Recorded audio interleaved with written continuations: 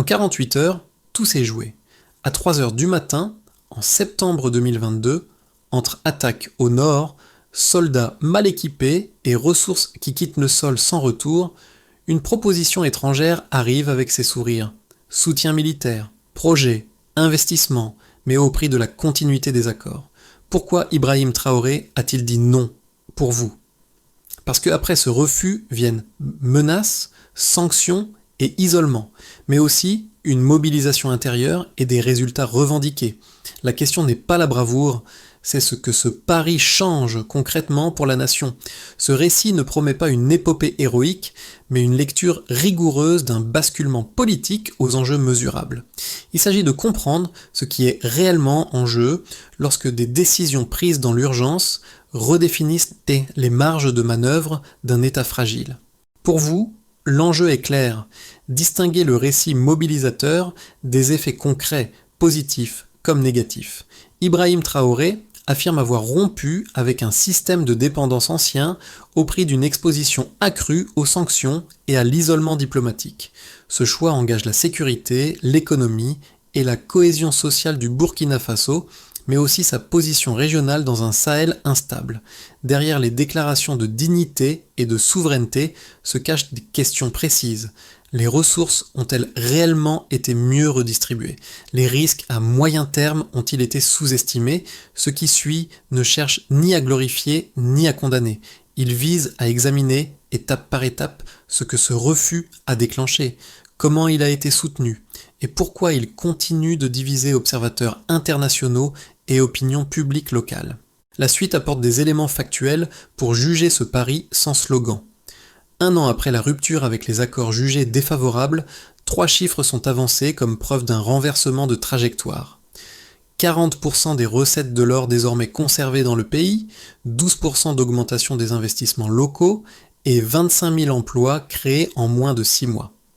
Ces données, mises en avant par le pouvoir, contrastent fortement avec les prévisions d'effondrement formulées au moment du refus. Ce décalage constitue le premier révélateur. Les conséquences immédiates n'ont pas suivi le scénario catastrophe annoncé.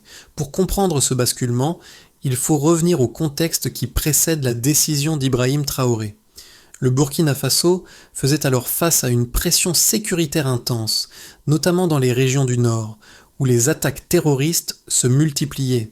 L'armée, mal équipée, subissait des pertes régulières, tandis que les ressources naturelles, en particulier l'or, continuaient d'être exploitées avec peu de retombées visibles pour la population. Parallèlement, la dépendance aux partenaires extérieurs était présentée comme une condition incontournable de la stabilité économique et politique. C'est dans ce cadre qu'intervient le refus.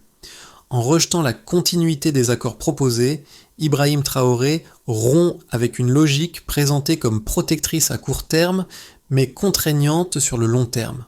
Cette décision ne se limite pas à un geste symbolique. Elle ouvre une phase de renégociation des contrats, de recentrage sur les acteurs économiques locaux et de recherche de soutien alternatif, principalement africain. Cependant, cette première bascule appelle une lecture prudente. Les chiffres cités ne disent pas tout. Ils ne couvrent qu'une période limitée et ne neutralisent pas les risques structurels, notamment les sanctions, l'isolement diplomatique et l'instabilité régionale persistante. La question centrale devient alors moins celle de la véracité des premiers résultats que celle de leur durabilité. C'est à partir de ce point que le récit change de nature. D'un acte de rupture, il glisse vers un test grandeur nature de souveraineté économique et politique. La décision ne serait restée abstraite sans des relais humains capables de la traduire sur le terrain. Très tôt, autour d'Ibrahim Traoré, un noyau de jeunes officiers se forme, non pas autour d'un programme détaillé, mais d'une intuition partagée. La rupture exprimait ce que beaucoup n'osaient plus formuler publiquement.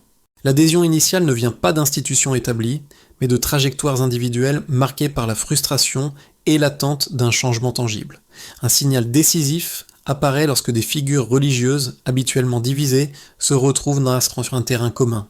Imams et pasteurs, sans s'aligner sur une ligne politique précise, expriment un soutien fondé sur une préoccupation simple, l'avenir des enfants et la survie des communautés locales.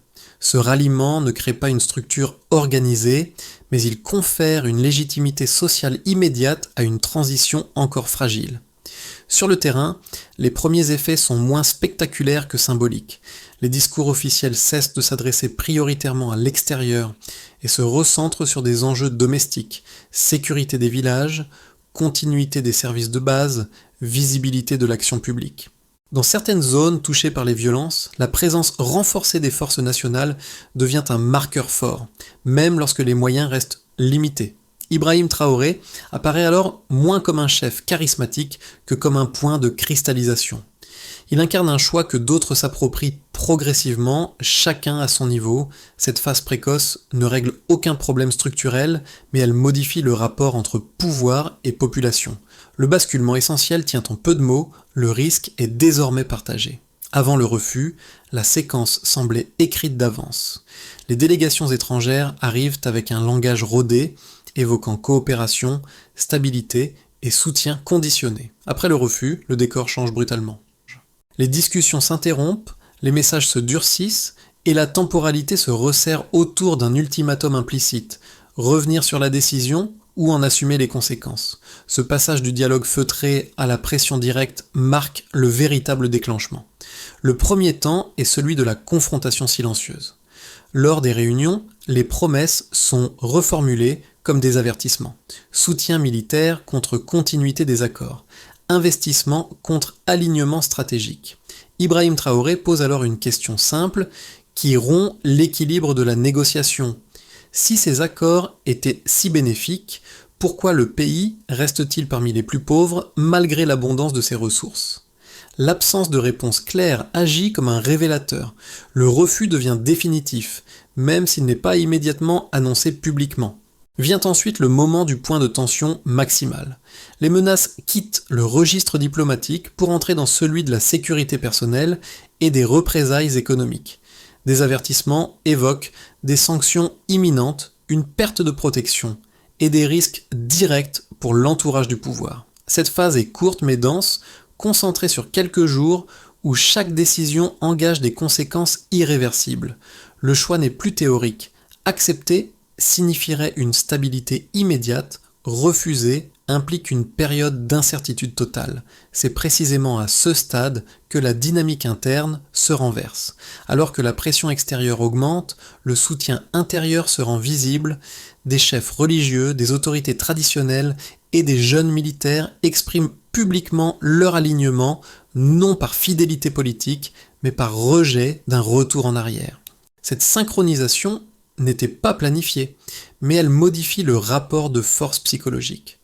Le refus n'apparaît plus comme l'acte isolé d'un dirigeant, mais comme un signal capté par des segments hétérogènes de la société. Les répliques suivent rapidement.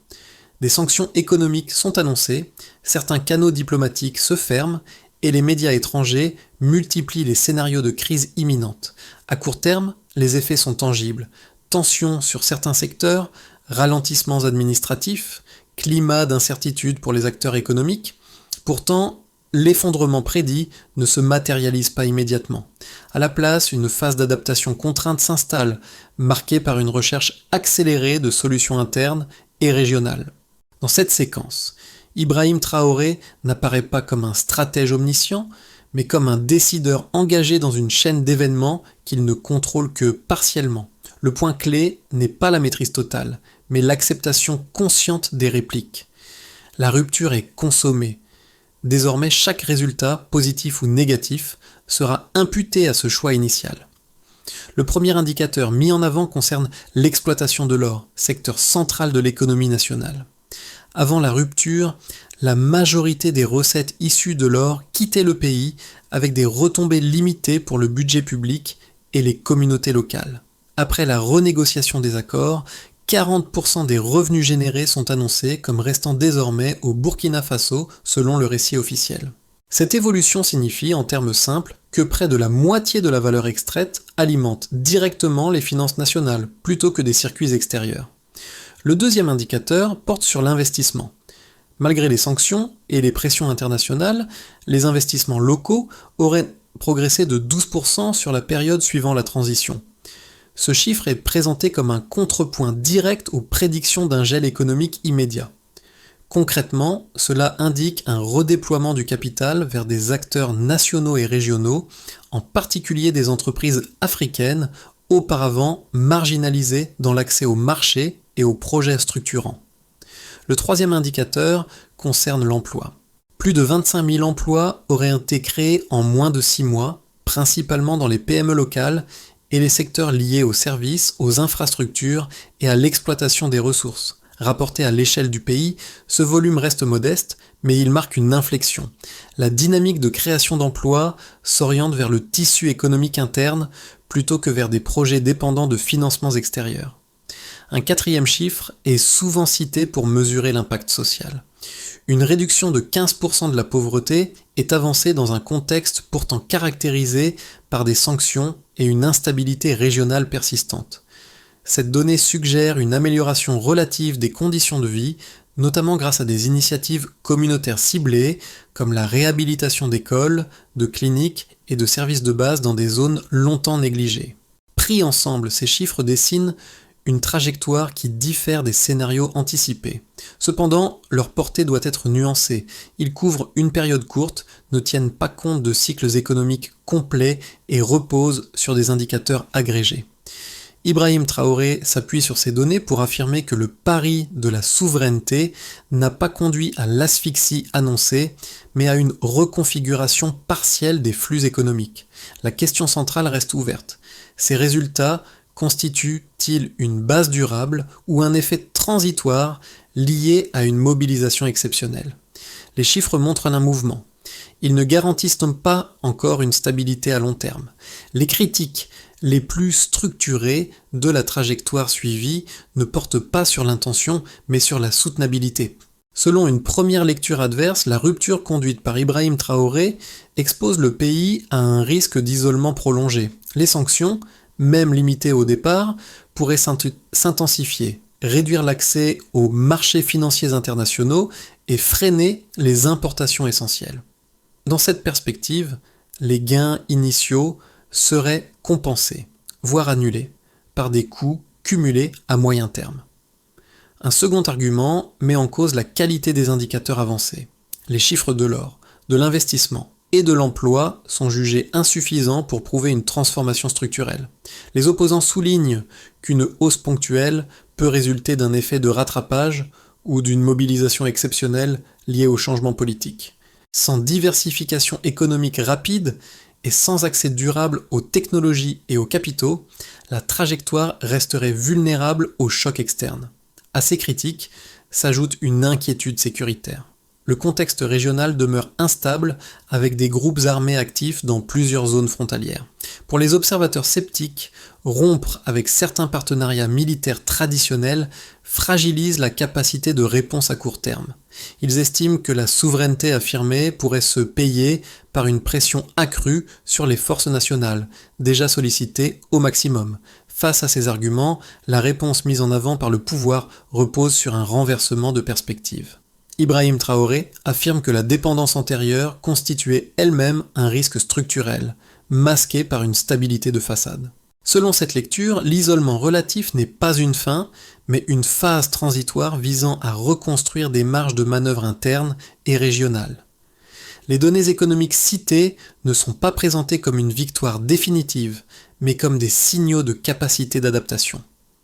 La logique est simple. Si un pays parvient à absorber un choc initial sans s'effondrer, il peut ensuite négocier depuis une position moins contrainte. Le débat ne se tranche pas sur les intentions, mais sur le temps long, là où promesses et risques devront être confrontés aux faits. À ce stade, le récit bascule. Ce qui était présenté comme une punition extérieure se transforme en épreuve de cohérence interne. Les sanctions et l'isolement diplomatique ne sont plus seulement des contraintes économiques, ils deviennent un révélateur de priorités. Pour Ibrahim Traoré, la question n'est plus de savoir comment éviter la pression, mais comment fonctionner malgré elle, sans revenir sur le choix initial. Ce changement de perspective modifie la lecture des événements. Là où les observateurs attendaient un recul rapide, le pouvoir s'installe dans une logique d'endurance. Les décisions ne visent donc pas l'expansion rapide, mais la continuité minimale. Maintenir les services essentiels, sécuriser les zones clés, préserver un flux économique suffisant pour éviter la rupture sociale. Cette approche n'apporte pas de gains spectaculaires immédiats, mais elle stabilise le cœur du système. Le tournant central tient dans cette inversion. La contrainte extérieure devient un instrument de légitimation interne. Chaque difficulté surmontée renforce l'idée que le pays peut tenir sans soutien conditionné. Le discours de souveraineté cesse d'être abstrait et s'ancre dans l'expérience quotidienne des ajustements, parfois coûteux, mais visibles. Ibrahim Traoré s'appuie alors sur cette phase pour consolider un message central. La liberté politique n'est pas un événement, mais un processus éprouvé par les chocs. À partir de là, l'enjeu n'est plus la survie immédiate, mais les conséquences concrètes de cette endurance sur la société. Les effets du choix opéré ne se lisent pas uniquement dans des indicateurs macroéconomiques. Ils prennent forme différemment selon les acteurs concernés, révélant une mosaïque d'impacts parfois contradictoires. Pour l'État, la première conséquence est une reprise partielle du contrôle décisionnel. La renégociation de certains accords et la réorientation des priorités budgétaires offrent une marge de manœuvre accrue, mais au prix d'une exposition directe aux tensions financières et diplomatiques. Ibrahim Traoré assume publiquement cette responsabilité, liant chaque avancée comme chaque difficulté à la décision initiale. Du côté des entreprises, la situation est plus contrastée. Les grandes structures dépendantes de capitaux et de chaînes d'approvisionnement internationales ressentent davantage les effets des sanctions et des restrictions. A l'inverse, les PME locales bénéficient d'un espace nouveau. L'augmentation annoncée des investissements internes se traduit par un accès élargi à certains marchés, une visibilité accrue et des opportunités jusque-là limitées. Cette redistribution n'est ni uniforme ni immédiate, mais elle modifie progressivement l'équilibre entre acteurs économiques. Pour les citoyens, les conséquences se mesurent d'abord à travers les services essentiels. Dans plusieurs zones auparavant négligées, la réhabilitation d'écoles, de cliniques et d'infrastructures expliquant d'offres de base est mise en avant comme un signe tangible de recentrage des priorités. Ces améliorations restent inégales et souvent fragiles, mais elles produisent un effet symbolique fort. L'action publique redevient visible là où elle avait disparu. La réduction avancée de la pauvreté, même si elle demande à être confirmée dans la durée, alimente cette perception d'un changement possible. À l'échelle régionale, enfin, la trajectoire du pays est observée avec attention.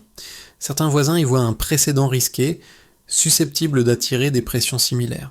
D'autres interprètent l'expérience comme un laboratoire de souveraineté, ouvrant la voie à des coopérations alternatives, notamment africaines. Cette ambivalence se traduit par un repositionnement progressif du Burkina Faso, ni isolé totalement, ni pleinement intégré aux cadres antérieurs. Ces 4 niveaux, État, entreprise, citoyens, région, dessinent un paysage complexe. Les gains ne sont pas uniformes, les coûts non plus.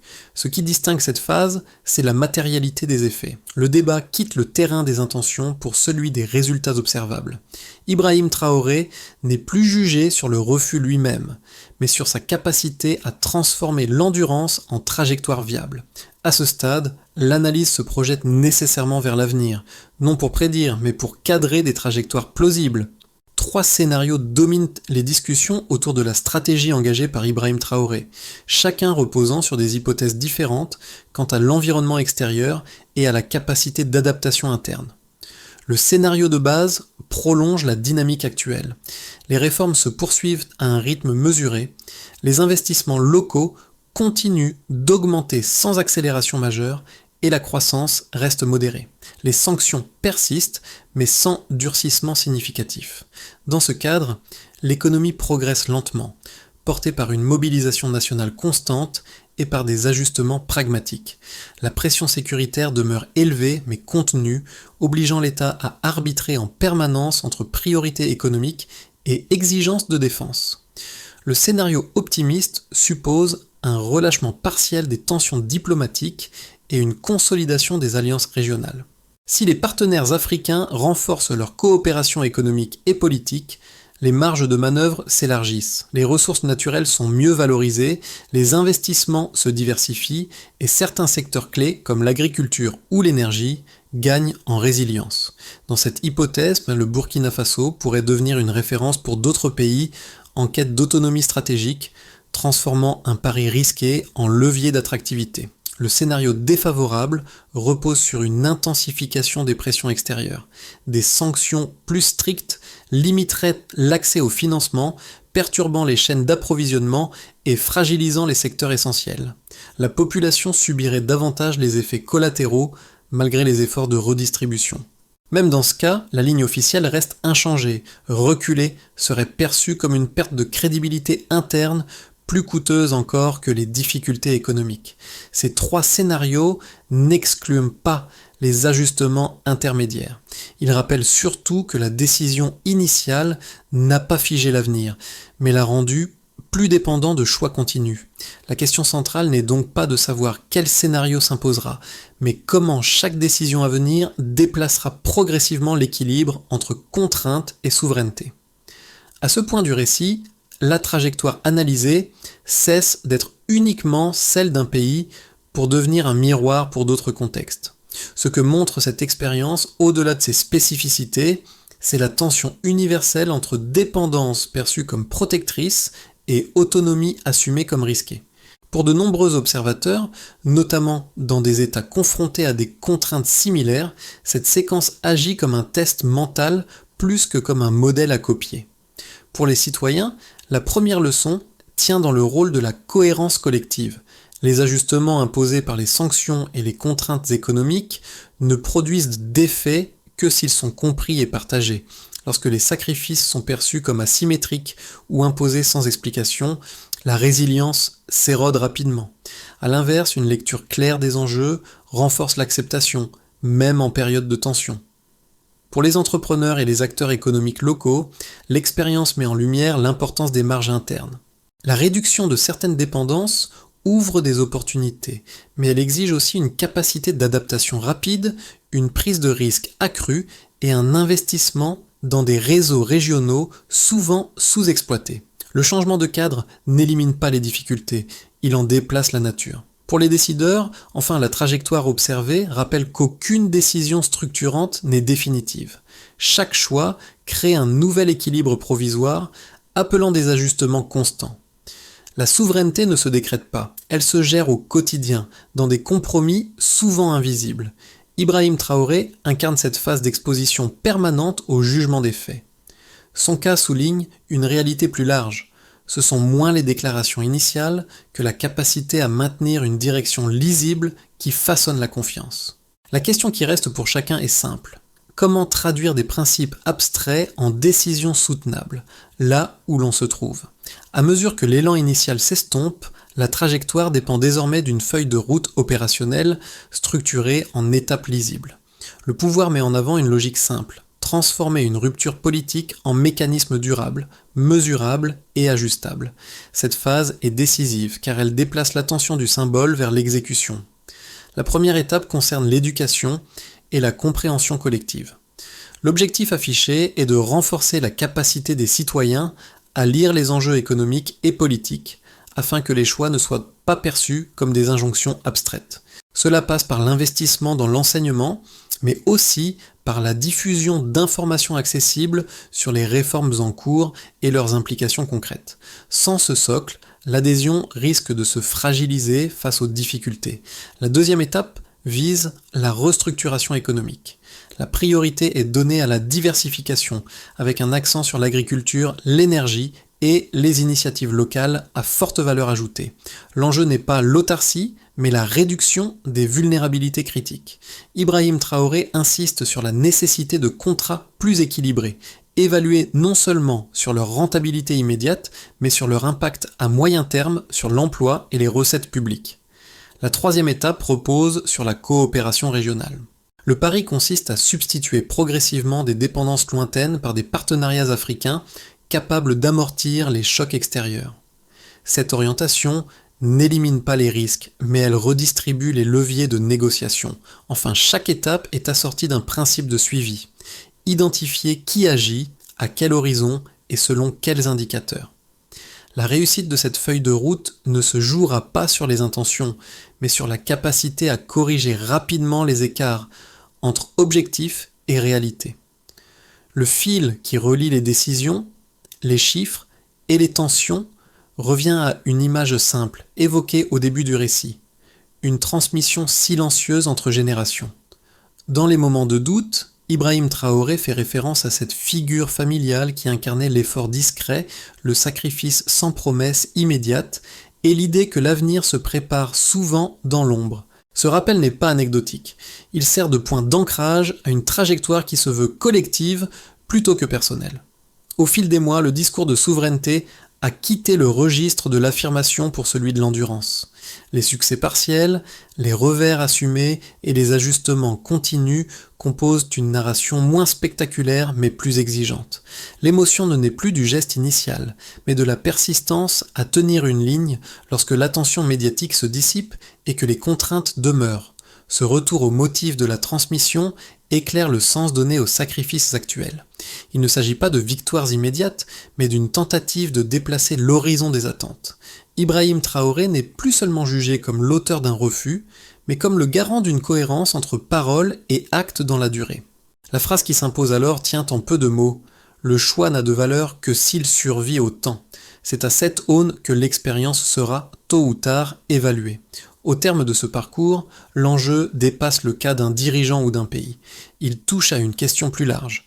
Comment une société choisit-elle de se situer face à la contrainte, à l'interdépendance et au risque ? L'expérience décrite n'appelle pas une adhésion automatique. Elle invite à une lecture active, critique et contextualisée des choix publics. Observer la trajectoire engagée sous Ibrahim Traoré, c'est accepter d'examiner des décisions sans slogan à l'aune de leurs effets réels, de leurs coûts et de leurs ajustements. Chacun peut y puiser des éléments utiles, que ce soit pour nourrir un débat, éclairer une comparaison, ou simplement affiner sa compréhension des dynamiques de pouvoir contemporaines. La participation n'exige pas un alignement politique. Elle commence par des gestes simples, s'informer auprès de sources diverses, confronter les chiffres au discours, écouter les voix locales autant que les analyses extérieures. C'est dans cet espace de dialogue que les récits cessent d'être figés. La question finale reste ouverte volontairement. Quels critères utilisez-vous pour juger un pari politique quand ces résultats s'inscrivent dans le temps long ?